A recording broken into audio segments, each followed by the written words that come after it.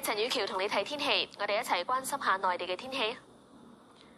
琴日四川盆地至江南北部等地部分地區出現大雨或暴雨同埋強對流天氣，而貴州同湖南局部地區更加係有大暴雨，雨量係介乎100至142毫米，雷暴期間陣風達到8至10級添。而中央氣象台預測，今日下晝至聽日下晝期間，全國雨勢最大嘅地區主要係集中喺廣西北部至福建北部一帶，而其中江西嘅南部會有大暴雨，雨量達到大約150毫米㗎。跟住睇埋其他城市嘅天氣，潮州、梅州雷暴，惠州、深圳多雲，台北落雨。東莞、珠海驟雨，中山明朗，江門多雲。清遠、肇慶雷暴，廣州多雲，湛江明朗。哈爾濱、天津天晴，瀋陽、北京、石家莊都係多雲。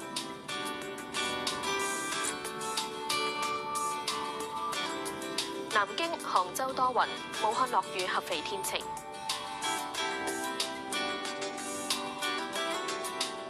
桂林落雨，貴陽、南寧海口多雲。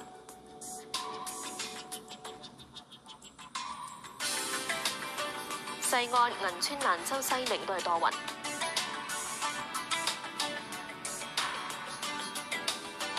昆明、重慶、烏魯木齊、拉薩多雲。